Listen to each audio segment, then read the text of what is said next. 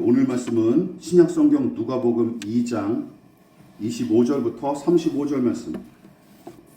신약성경 누가복음 2장 25절부터 35절 말씀. 제가 가진 성경으로 신약성경 90페이지 정도 됩니다. 이 설교는 제가 2019년 성탄절에 했던 설교 내용을 제가 추가하고 보완해서 다시 한번 리와인드 설교식으로 다시 복귀한 내용입니다. 누가복음 2장 25절로 30절 말씀. 신약성경 세 번째 책입니다. 찾으신 줄 알고 저와 여러분이 한 절씩 번갈아 가면서 교독하도록 하겠습니다. 누가복음 2장 25절부터 35절 제가 먼저 봉독합니다. 예루살렘에 시므온이라 하는 사람이 있으니 이 사람은 의롭고 경건하여 이스라엘의 위로를 기다리는 자라. 성령이 그 위에 계시더라. 그가 주의 그리스도를 보기 전에는 죽지 아니하리라 하는 성령의 지시를 받았더니 성령의 감동으로 성전에 들어가매 마침 부모가 율법의 관례대로 행하고자 하여 그 아기 예수를 데리고 오는지라. 시므온이 아기를 안고 하나님을 찬송하여 이르되 주제여 이제는 말씀하신 대로 종을 평안히 놓아 주시는도다. 내 눈이 주의 구원을 보았사오니 이는 만민 앞에 예비하신 것이요 이방을 비치는 빛이요 주의 백성 이스라엘의 영광입니다 하니 그의 부모가 그에 대한 말들을 놀랍게 여기더라. 시므온이 그들에게 축복하고 그의 어머니 마리아에게 말하여 이르되 보라 이는 이스라엘 중 많은 사람을 패하거나 흥하게 하며 이방을 받는 표적이 되기 위하여 세움을 받았고 다 같이 또 칼이 내 마음을 찌르듯 하리니 이는 여러 사람의 마음의 생각을 드러내려 함이니라 하더라. 아멘. 우리 말씀의 제목을 다시 한번 읽어보도록 하겠습니다. 자, 시작. 내 눈이 주의 구원을 보았사오니 내 눈이 주의 구원을 보았사오니 라는 제목으로 하나님 말씀 전하도록 하겠습니다. 성경도 결국은 사람의 이야기인지라 등장하는 빈도수와 분량에 따라 주연과 조연으로 나눠지기 마련입니다. 아브라함과 이삭과 야곱, 모세와 여호수아, 삼손과 같은 사사들, 사무엘과 사울과 다윗과 솔로몬, 그리고 신약 성경의 제자들이 대표적인 주연격 인물들이죠. 그러나 딱 한 번 등장하고 이내 사라지는 인물들도 허다합니다. 그렇다고 성경에서 차지하는 분량이나 등장 횟수에 따라 믿음의 크기나 그 인물의 가치가 비례하는 것은 절대로 아니니 오해하시면 안 됩니다. 요즘은 영화나 드라마에서 훌륭한 연기력이나 독특한 개성으로 주연만큼이나 주목받는 신스틸러들이 종종 대중의 인기를 얻는 경우가 있죠. 2000년 전 예수 탄생 이야기에 등장하는 사람들이 바로 거기에 해당합니다. 마리아의 남편인 요셉, 동방에서 온 점성술사들, 밤에 양치던 목자들, 이처럼 이름조차 알려지지 않은 사람들이 대부분 예수 탄생 이야기에 등장하죠. 그렇지만 이들은 또한 예수 탄생 이야기에 절대로 빼놓을 수 없는 조역들입니다. 오늘 본문에 등장하는 시므온이라는 사람도 마찬가지죠. 물론 교회를 오래 다닌 신자들한테조차 굉장히 낯선 인물이죠. 그렇지만 이 사람도 알아둘 필요가 있는 훌륭한 조연이자 신스틸러예요. 자, 그렇다면 그는 어떤 사람입니까? 본문은 다음과 같이 이 사람을 소개합니다. 자, 같이 한번 또 읽어볼까요? 시작. 예루살렘에 시므온이라는 사람이 있으니 이 사람은 의롭고 경건하여 이스라엘의 위로를 기다리는 자라. 성령이 그 위에 계시더라. 그가 주의 그리스도를 보기 전에는 죽지 아니하니라 하는 성령의 지시를 받았더니. 성경은 이 사람이 예루살렘에 거주하는 사람이고 또한 매우 의로우며 경건한 사람으로 소개를 하죠. 특이한 점 한 가지는 무엇입니까? 그가 오래전부터 하나님께 특별한 임무를 부여받았다는 사실이죠. 우리식으로 말하자면 소명이나 사명을 받았다라는 뜻입니다. 자, 그렇다면 그의 사명이 무엇이었습니까? 성령께서 그에게 뭐라고 말씀하셨어요? 너는 죽기 전에 그리스도 메시아를 보게 되리라 하고 지시하신 것이죠. 다시 말해서 이 천사의 바꿔 말하면 천사의 지시는 바꿔 말하면 뭐가 되는 거예요? 너는 그리스도를 만나기 전에는 죽을 수 없다라는 말도 되는 거예요. 그런 의미이므로 시므온은 그리스도를 만날 때까지 기다리라는 사명을 부여받은 셈입니다. 여러분은 이 사명과 명령이 달갑게 들리십니까? 반갑게 들리십니까? 저는 개인적으로는 이거 정말 고달프고 지루하겠다라는 생각부터 들었어요. 여러분, 마치 제대 날짜도 모른 채 군복무하는 것 같은 느낌이기 때문입니다. 아무리 긴 기간일지라도 대충 만날 날짜를 알려주셨으면 훨씬 수월했겠죠. 그런데 정말 고달프고 괴로운 일 중 하나가 뭔지 아십니까? 기약 없는 기다림이죠. 기약 없는 기다림. 언제 올 줄을 모르는 거야. 그것만큼 답답하고 미칠 노릇이 없는 것이죠. 물론 시므온이 얼마나 기다렸는지 성경은 정확하게 가르쳐주지 않습니다. 다만 시므온 다음에 등장하는 84살짜리 여선지자 안나가 주야로 금식하며 성전에서 기도했다고 소개한 내용을 보면 시므온이 예수 그리스도를 기다린 날도 길면 길었지 절대로 짧은 기간은 아니었을 거로 추측을 합니다. 꽤 긴 기간 기다렸을 거예요. 어쨌든 시므온은 성령의 감동을 따라 예루살렘 성전에 들어가서 아기 예수님을 만나고 이 아기가 그리스도라는 사실을 확신한 뒤 감격과 기쁨에 겨워 하나님께 감사하고 찬양하는 내용이 바로 본문의 내용이에요. 또한 아기 예수와 그 부모인 요셉과 마리아를 축복함과 동시에 앞으로 이 아기가 감당할 그리스도의 사명에 관해서도 예언을 하는 것이죠. 그러나 시므온은 성경과 역사의 뒤안길로 사라지고 이 이후로는 단 한 번도 등장하지 않습니다. 이 일만 마치고 이제 이 사람은 딱 이제 성경에서 사라지는 거예요. 그런데 저는 그에 대해 생각할 때 걸리는 부분이 있습니다. 잘 들어보십시오. 시므온도 오늘 등장하는 이 주인공 시므온도 평범한 유대인 중 한 사람이라는 사실이죠. 자, 이게 무슨 말입니까? 이 말인즉슨 유대의 문화와 관습에 매우 익숙한 사람일 뿐만 아니라 유대교의 전통을 진지하게 따르고 지켜온 사람이란 뜻이죠. 그리고 그것은 그가 당시 유대인들의 메시아관을 고스란히 답습했다라는 사실을 우리는 넉넉히 유추해 볼 수 있어요. 물론 유대인들의 메시아관에 대해 진지하게 다루자면 한도 끝도 없겠지만 유대인들의 주된 메시아 사상을 대략 요약하자면 이거예요. 간단하게 생각하면 모세와 다윗의 부활. 아시겠죠? 모세와 다윗 같은 구세주의 나타남. 이게 바로 유대인들의 메시아관의 핵심이에요.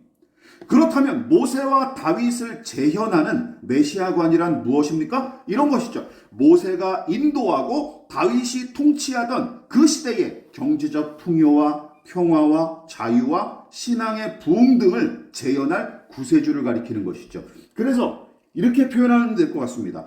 유대인들은 이방 민족들을 굴복시킬 만큼의 권능과 권세를 지닌 구원자, 모세와 다윗처럼 말이죠. 그래서 샬롬의 평화를 이스라엘에 가져오는 메시아, 이스라엘을 세계와 만민 중에 으뜸으로 세울 구세주를 기대하고 기다렸던 것입니다. 더군다나 로마 제국의 식민지로 전락한 작금의 상황에서 이런 전통적인 메시아관은 유대의 군중들에게 더더욱 큰 지지를 받을 수밖에 없었습니다. 예수께서 유대인들의 외면을 받고 십자가에 달려 돌아가신 이유가 바로 여기에 있는 거예요. 여기에 있는 거예요. 여러분 보십시오. 예수님의 말씀과 그분의 행적은 유대인들이 기다리고 기대했던 메시아 상에서 갈수록 멀어졌기 때문이에요. 갈수록. 시므온이라고 하는 이 시므온이라고 여러분 다른 유대인들과 별다를 리가 있겠습니까? 그런데 기다리고 기다렸던 그리스도 메시아가 생각해 보십시오. 이런 사상에 꽉 들어차 있는 사람이 시므온도 유대인 아닙니까? 이런 사상에 꽉 들어차 있는 사람이 갑자기 태어난 지 8일 만에 할례를 받은 아기가 눈앞에 있는 거예요. 성령께서 너 들어가서 이제 메시아를 만나라고 만났는데 모세와 다윗처럼 다윗과 비슷하기는커녕 누가 있는 거예요? 8일 된 애가 있는 거예요. 여러분 같으면 황당했겠습니까? 안 황당했겠습니까? 황당했겠죠. 태어난 지 8일 만에 할례를 받은 아기라니, 게다가 저 스스로 아무것도 못하는 아기. 그저 부모의 품에 안긴 채 꼬물거리고 있는 저 작은 아기를 이스라엘의 해방과 구원을 가져다줄 구세주로 순순히 믿을 작자가 세상 천지에 어디 있겠습니까? 만일 시므온이 다른 유대인들과 별반 다르지 않았다면 이 작은 아기를 그리스도 메시아로 믿었을 리가 없습니다. 상식적으로 생각하면 그렇지 않습니까? 여기 계신 분들도 만약 시므온의 입장이라면 이 8일 된 난지 8일 된 아기를 메시아로 믿을 수 있었겠습니까? 말도 안 되죠. 게다가 여호와 하나님께서 보내신 메시아가 작은 아기로 세상에 온 사실을 직접적인 계시를 통해 들었을지라도 그는 이렇게 생각했을 걸. 아니 도대체 이 작고 약한 아기가 어떻게 우리를 구원한단 말인가? 내가 평생 기다려온 메시아가 고작 이 아기인가? 하고 의구심에 사로잡혀서 장탄식을 내뱉었을지도 모릅니다. 아이고 큰일 났다 이랬을 것이죠. 그런데 시므온의 반응이 희한하죠. 어떻습니까? 시므온은 그 아기를 보며 장탄식을 내뱉고 실망감에 사로잡히지 않고 어떻게 해요? 감격과 기쁨에 겨워 이렇게 찬양합니다. 어떻게 찬양합니까? 28절과 32절 읽어볼게요. 시작. 시므온이 아기를 안고 하나님을 찬송하여 이르되 주제여 이제는 말씀하신 대로 종을 평안히 놓아주시는도다. 내 눈이 주의 구원을 보았사오니 이는 만민 앞에 예비하신 것이요 이방을 비추는 빛이요 주의 백성 이스라엘의 영광이니이다. 이렇게 감사와 기쁨을 올려드립니다. 시므온이 태어난 지 일주일 간 넘은 아기를 품에 안고 무슨 말을 했는지 다시 한번 유심히 살펴보십시오. 자신의 품에 안긴 아기를 가리켜 뭐라고 얘기합니까? 주의 구원, 만민 앞에 예비하신 것, 이방을 비추는 빛, 이스라엘의 영광으로 부릅니다. 우리는 신앙인의 이미 믿고 있는 신앙인의 관점으로 본문을 읽는 바람에 이 부분에 관해서 이상하다고 느끼거나 거리낌이 없을 수 있지만 여러분 누군가 갓 태어난 아기를 향해 당신은 하나님이 보내신 구원자요 빛이자 영광이십니다 하고 찬양한다면 평범한 보통 사람들은 그 사람을 정신병자로 여기거나 아니면 광신자처럼 취급하겠죠. 아니, 미쳤구나, 정상이 아니구나 라고 생각할 겁니다. 그러나 시므온은 미치지 않았고 광신자도 아니었습니다. 자, 그렇다면 그는 이 작고 약한 아기를 보고 어떻게 그리스도 메시아로 확신하고 찬양했을까요? 왕이 될 상인가요? 왕이 될 상을 알아봤기 때문일까요? 예? 내가 왕이 될 상인가 하고 예수님이 물으셨기 때문에 예 그러하옵니다 라고 얘기했던 걸까요? 말도 안 되죠. 예? 왕이 될 상이 아기 예수의 얼굴에 나타났고 그는 그것을 알아보는 용한 관상가였기 때문일까요? 말도 안 되죠. 혹은 태어나자마자 7걸음을 걸은 뒤 천상천하 유아독전을 말했던 부처처럼 아기 예수가 태어난 지 8해 만에 10계명을 줄줄 읊어대는 바람에 메시아로 알아봤던 것일까요? 야, 평범한 아이가 아니구나 라고 해서 메시아 그리스도가 맞습니다 라고 얘기했던 걸까요? 아닙니다. 다행스럽게 본문에서 시므온이 아기 예수를 그리스도 메시아로 알아볼 수 있었던 그 단서를 찾아볼 수 있어요. 특히 그 단서가 시므온을 소개하는 내용 중에 분명하게 나타납니다. 3가지입니다. 자, 같이 한번 읽어볼까요? 25절 시작. 성령이 그 위에 계시더라. 26절 성령의 지시를 받았더니 27절 성령의 감동으로 성전에 들어가매. 시므온에 관한 이야기가 모두 11구절 기록되어 있는데 그 중에 성령께서 그와 함께 하시고 일하셨다라는 구절이 3구절이나 됩니다. 다시 말해 본문은 성령께서 시므온과 늘 함께 하셨을 뿐만 아니라 그를 친히 가르치고 인도하신 거로 기록하죠. 또한 그가 태어난 지 8일 된 아기를 가리켜 구원과 영광과 빛으로 하나님이 보내신 구주로 확신한 이유도 바로 이 구절에서 찾아볼 수 있는 거예요. 즉 성령께서 이 아기가 어떤 분인지 시므온에게 가르쳐 주셨고 그의 눈을 열어서 아기에게 깃든 하나님의 영광을 보여주신 게 틀림없습니다. 믿으십니까? 이거예요. 이거. 그것이 성령님의 주요한 사역이자 역할이죠. 성경이 가르쳐주고 있는 요한복음에 분명히 나타나죠. 즉 예수님의 영광과 권능을 믿는 자들에게 알려주시는 것은 물론이고 예수님을 구주와 하나님으로 고백하도록 돕는 분이 누구시죠? 성령 하나님이십니다. 믿으십니까? 이게 바로 성령 하나님의 가장 중요한 역할이자 사역이 방언하는 게 아니에요. 성령 하나님의 역할이 방언이나 환상을 보여주는 건 그 2순위, 3순위도 안 되는 거예요. 가장 중요한 게 뭐예요? 예수님을 하나님으로 알아보게 하는 것. 믿으십니까? 진리이신 예수님을 고백하게 하는 것. 이게 바로 성령의 역할이시라는 것이죠. 요한복음 12장 26절 같이 읽어보겠습니다. 시작. 진리의 성령이 오실 때에 그가 나를 증언하실 것이요. 예수님이 하신 말씀이에요. 성령이 누구를 증언하신대요? 예수님을 증언하시는 분. 고린도전서 20장 3절 시작. 성령이 아니고서는 누구든지 예수를 주시라 할 수 없느니라. 긍정문으로 바꾸면 어떻게 되는 것이죠? 성령님이 예수님을 구주로 고백하게 하시는 분. 믿으십니까? 이게 바로 성령 하나님의 역할이라는 것이죠. 예수님이 어떤 분이신지 증언하고 가르치시는 분이 성령님입니다. 또한 신자가 예수를 구세주와 하나님으로 믿고 고백할 수 있는 것도 결국은 성령의 인도와 감화로 말미암은 것임을 우리는 명심해야 합니다.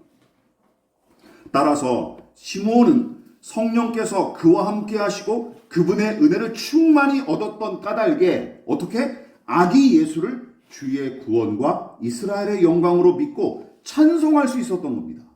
이게 얼마나 중요한 일입니까? 이게 얼마나 중요한 일이에요. 복음주의 신학자이자 목회자인 R.C. 스프롤이라는 분이 계세요. 제가 신학교 때 즐겨 읽었던 책인데, 책의 저자인데, 그분이 그리스도의 영광이라는 책에서 이 부분을 오늘 본문의 내용을 매우 재미있으면서도 신랄하게 묘사했습니다. 약간 길지만 여러분들이 눈으로 확인해 보십시오. 제가 읽어보겠습니다. 예수님의 비하에 딸린 중요한 면은 그분의 영광이 숨겨졌다는 것이다. 예수님의 비하는 무엇이죠? 하나님이 사람의 모양으로 오신 예수님의 탄생을 가리키는 거예요. 예수님의 비하에 딸린 중요한 면은 그분의 영광이 숨겨졌다는 것이다. 그분의 신분은 종종 숨겨졌다. 우리는 유명한 사람들이 인정받지 못해서 자존심에 상처를 입고는 항변하는 소리를 듣는다. 내가 누군지 모르는가? 하고 그들은 불평한다. 인정받지 못한다는 건 그들로서는 굴욕적인 일이다. 그렇죠. 그들은 사람들에게 인정을 받지 못하기 때문에 자신이 가치 이하의 취급을 받는다고 느낀다. 그런데 평생 그런 굴욕적인 대접을 받으며 산 사람이 예수님이셨다. 예수님은 땅에서 일하시는 동안 그분을 가장 자주 그리고 가장 분명히 알아본 자들은 이 부분 주목해 보십시오. 지옥에서 온 귀신들이었다. 예수님을 하나님의 아들로 가장 확실하게 자주 알아본 자들은 작자들은 누구였다라고요? 오히려 귀신들이었다라는 것이죠. 하나님의 아들 예수여 우리를 떠나소서 맨날 이렇게 외치지 않았습니까? 그러나 이 일화에서는 예수님의 신분이 그대로 인정받는다. 누구를 통해서? 시몬과 안나를 통해서. 거의 너무 드문 경우라는 거예요. 너무 드문 경우. 시몬과 안나는 그리스도의 영광을 본다. 어떻게? 성령을 통해서. 믿으십니까? 성령을 통해서. 이 스프롤의 말은 농담이 아닙니다. 실제로 사복음서에서 예수님을 가장 정확하게 묘사한 자들은 제자들이 아니라 귀신들이었습니다. 탁월한 통찰이 엿보이는 지적이죠. 그리고 지금 믿음으로 살아가는 우리한테도 참으로 씁쓸하면서도 송구스러운 지점이죠. 오늘날 사는 우리와 작금의 교회는 어떻습니까? 이제 우리를 한번 돌아보십시다. 우리는 2000년 전 처녀의 몸에서 태어난 아기를 구주와 하나님으로 보고 있습니까? 아니면 허무맹랑한 이야기나 아름다운 동화 정도로 산타클로스 이야기처럼 그 정도로만 여길 뿐입니까? 여러분은 본문의 이 이야기를 사실이자 진실로서 믿고 있습니까? 하나님의 아들이 나사렛 목수 요셉의 아들로 이 땅에 오셨고 우주와 만물을 창조하신 성자가 한 소녀의 몸 안에 잉태되었다는 이야기. 지금 엄마 품에 안긴 작고 약한 아기가 타락한 세상과 죄인을 구원하여 새롭게 하시고 죄악과 사망을 심판하실 권능과 권위를 지닌 분이라는 이야기. 가장 낮고 초라한 곳에서 태어난 이 아기가 성부 하나님과 견줄 만큼 높은 분이시고 한 사람의 품에 안긴 이 작은 아기가 결국은 온 세상과 온 인류를 품을 만큼 위대한 분이라는 사실, 이러한 성경의 가르침을 우리는 믿고 있냐라는 거예요. 부모의 돌봄이 없으면 당장이라도 생명을 위협받을 수밖에 없는 이 연약한 아기가 실제로는 온 우주와 만물을 쥐락펴락하시는 분이라는 이 성경의 가르침을 우리 신자들이 불변하는 진리이자 확실한 사실로 믿고 의지하며 살아가고 있느냐라는 것입니다. 시므온은 성령 하나님을 통해 이 아기의 작고 연약한 모습 속에 담긴 권능과 영광과 빛을 바라볼 수 있었습니다. 그러나 시므온과 안나처럼 이 아기의 영광과 가치를 제대로 알아본 사람은 정작 2000년 전엔 너무나 소수에 불과했습니다. 그렇죠. 거의 못 알아봤습니다. 게다가 대부분 헛소리로 여겼고 빈정대기 일쑤였을 테죠. 그런데 오늘날도 마찬가지입니다. 예수의 탄생 이야기는 동화처럼 아기자기한 모양새로 연출된 채 상업주의 문화의 소비재로 전락한 지 이미 오래죠. 성탄절의 의미와 가치에 관해 생각하는 사람도 거의 없고 오로지 연말 연시의 분위기를 돋우는 공휴일의 기능만 남았을 뿐입니다. 성탄절은. 교회라고 별반 다르지 않습니다. 이게 더 비극적인 일이죠. 말로는 낮고 천한 곳에 작고 약한 아기로 오신 예수님의 영광과 가치를 경배한답시고 호들갑은 떨지만 정작은 로마 황제의 왕관을 추구하고 그가 정복한 땅덩어리를 숭배했던 자들의 그 당시의 전철을 그냥 고스란히 따라갈 뿐이죠. 말과 행동이 전혀 다릅니다. 위선적이죠. 성탄절일수록 더 그 위선이 극에 달하는 것 같아요.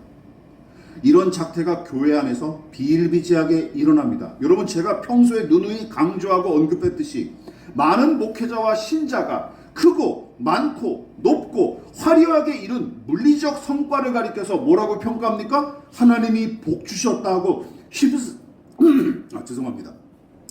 복 주셨다 하고 쉽사리 결론 내릴 뿐만 아니라 그와 같은 성공과 형통이 신실한 믿음과 헌신적인 신앙에 대한 보상이라고 쉽게 확신해요.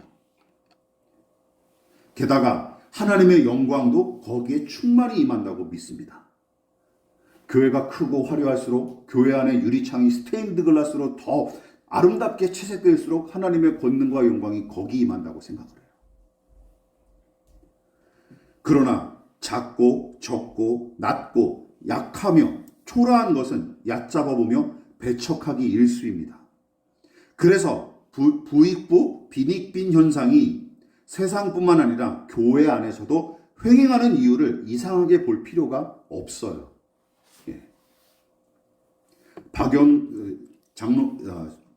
박영돈 목사님은 이런 현상을 가리켜서 이렇게 진단했습니다. 교인 한 명으로 인해 희비가 엇갈리는 작은 교회의 옹색함과 1년에 1000명씩 몰려드는 교회의 도도함이라고 탄식했습니다. 그렇지 않습니까? 전전긍긍하고 이제 다음 달은 어떻게 교회가 유지될까 전전긍긍하고 매달리는 개척교회 사정을 누가 알아줍니까? 그렇죠? 그 작은 교회는 고상하죠. 미끈하죠. 그래서 사람들이 겉보기에 좋으니까 또 거기 더 많이 몰려듭니다. 그런 도도함. 본질이 그리고 중심이 고상하고 도도해서 그런 게 나오는 게 아니에요. 배가 부르고 등이 따시니까 그 교양이 생기는 거죠. 그건 믿음과 상관이 없습니다. 믿으십니까? 그거 분별하셔야 돼요. 작은 교회는 한 사람을 전도하여 정착시키기가 마치 산을 옮기는 것처럼 어려울 따름 있지만 중대형 교회는 사람들이 알아서 찾아가고 정착하는 것이 생리입니다. 사람에 대한 평가도 마찬가지죠. 이 질문에 정직하게 대답해 보십시오.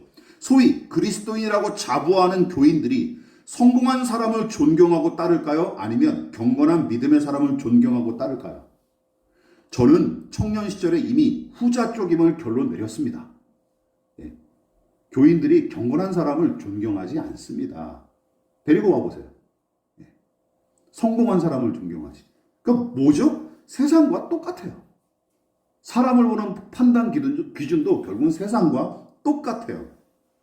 보는 눈과 듣는 귀가 있고 생각하는 머리가 있다면 이 사실을 부정할 수 없을 뿐더러 외면하지도 못할 것입니다.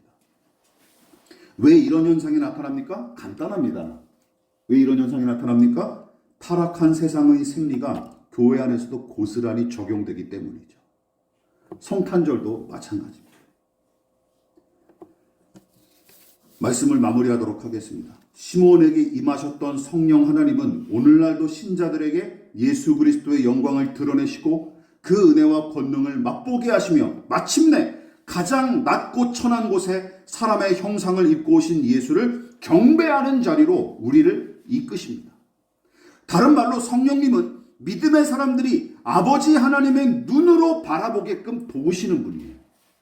하나님의 시각을, 하나님의 눈으로 바라보게끔 도우시는 분이 성령이라는 것이죠. 하나님의 눈이 향하는 곳, 하나님이 바라보시는 것은 무엇입니까? 하나님께서 사무엘 선지자에게 가르쳐 주신 말씀을 다시 한번 우리가 살펴보십시다. 사무엘상 16장 7절 시작. 내가 보는 것은 사람과 같이 아니하니 사람은 외모를 보거니와 나 여호와는 중심을 보느니라 하시더라. 가족에게조차 외면당할 정도로 쓸모없는 놈, 아들로서 대접받기는커녕 종처럼 광야에 처박혀 양을 쳤던 다윗, 그의 부모와 형들 그리고 그 이웃들이 바라봤던 다윗의 모습은 어떻습니까? 바보천치 모자란 인생이에요. 그게 바로 다윗의 실체였어요. 청소년기까지의 실체였어요. 심지어 경건한 사무엘 선지자도 처음에는 장남 엘리압의 외모를 보고 뭐라고 얘기합니까? 사무엘상 16장 6절에 여호와의 기름 부으실 자가 과연 주님 앞에 서 있도다. 이렇게 얘기했어요. 외모에 속아서. 이 경건한 선지자가 이렇게 외모를 보고 감탄했을 정도였으니 그 가족을 비롯한 평범한 사람들은 오죽했겠습니까? 예. 그러나 하나님은 외모가 아니라 중심을 보는 분이셨습니다. 우리처럼 외모나 포장에 현혹되거나 속는 분이 아니십니다.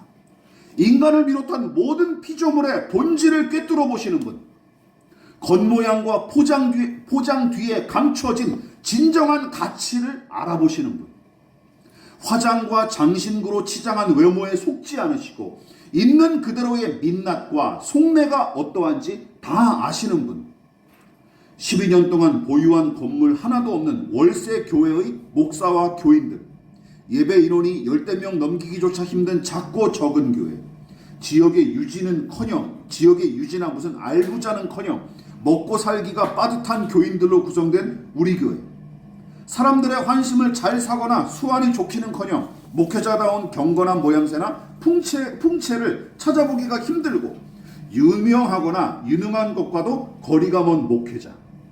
그래서 대부분 사람은 관심조차 없고 설령 안다고 할지라도 별 볼 일 없는 곳처럼 바라보기 일수인 교회. 이게 바로 우리 교회 모습 아닙니까? 저는 객관화를 잘하는 사람이거든요. 저 자신도 그렇고. 이게 우리 교회가 세상이 바라보는 우리 교회를 향한 시선이에요. 솔직히 얘기해요. 그렇다면 여러분은, 그리고 여러분 주변 사람들은 이 교회를 어떻게 바라보고 계십니까? 무엇보다 지금 이곳에 예수님이 작고 약한 아기의 모습으로 벌이가 시원찮고 직업도 변변찮은 부모의 자식으로 태어나셨다면 과연 그 아기를 보고 하나님의 영광과 권능이 이 아기와 함께 하시고 이 아기가 바로 우리의 구주이시자 왕이시다 하고 고백할 사람이 얼마나 될까요? 얼마나 될까요? 우리 교회는 차치해놓고 만일 예수님이 2000년 전 똑같은 모습으로 여기 이렇게 태어나셨다면 그분을 향해서 하나님이시고 구세주시다라고 고백할 사람이 몇 명이나 있겠냐는 것이죠. 우리는 중심을 보시는 하나님의 눈으로 세상과 사람을 바라보고 있습니까? 이게 제가 올해 마지막으로 저와 여러분들에게 던지는 질문입니다. 우리는 사람의 눈으로 세상을 보고 있습니까? 하나님의 눈으로 세상을 보고 있습니까? 우리가 교회와 신자의 수준을 판가름하는 기준은 무엇입니까? 진정 우리는 성령 하나님의 인도와 은혜를 따르고 있습니까? 지금 그렇게 성령의 인도를 따르고 있습니까? 그래서 이 작은 교회와 적은 무리에게 임한 하나님 나라를 본 적이 있으십니까? 아니면 보기를 그냥 안 보려고 외면하고 무관심해서 못 보고 있는 겁니까? 아니면 일부러 안 보고 있는 겁니까? 가난하고 약한 사람들, 그래서 기도할 수밖에 없는 사람들, 그들에게 깃든 하늘의 아름다움과 영광을 여러분들은 목격한 적이 있으십니까? 시므온에게 임하셨던 성령이 지금도 우리에게 늘 충만하시기를 우리가 기도해야 됩니다. 아기 예수에게서 하나님의 영광과 권능을 발견했던 그 믿음이 우리를 사로잡으셨으면 좋겠습니다. 우리를 하나님의 값진 은혜가 보잘것없어 보였던 내 삶에 또한 함께 하시고 간섭하신 사실을 확인하고 저와 여러분들이 각자 확신하시기를 부탁을 드리겠습니다. 그래야 내 삶이 가치가 있다는 사실을 알 수 있지 않습니까? 아, 내가 직업도 이렇게 변변찮고 맨날 사람들한테 뭐 이렇게 구박받으면서 일하는데 내 삶이 무슨 가치가 있을까? 이렇게 생각하지 마시라는 거예요. 예? 그럼 우리의 기준이지 하나님의 기준은 아니지 않습니까? 그래서 여러분들이 이 믿음을 가지고 감사와 보람으로 올 한 해를 마무리할 수 있기를 저는 부탁을 드리겠습니다. 그리고 소망 가운데 새해를 맞이할 수 있기를 진심으로 축원을 드리겠습니다. 네, 기도하겠습니다. 지금은 우리를 위하여 십자가에 몸부려 피 흘려 가신 예수 그리스도의 한량없으신 은혜와 하나님 아버지의 지극하신 사랑하심과 성령 하나님의 영원한 사귐이 오늘 이 시간 성령의 함께하심과 또한 임하심으로 말미암아 그리스도 예수의 영광과 권능과 아름다움을 더 깊이 알아가고 체험하고자 겸손히 머리 숙인 사랑하는 성도들의 머리 위에 저들의 가정과 직장과 사업장과 학업과 장래 가운데 이 나라의 민족과 한국교회와 저 북녘의 동포들과 세계와 열방 가운데 지금부터 영원히 함께 하시기를 간절히 축원하옵나이다. 아멘.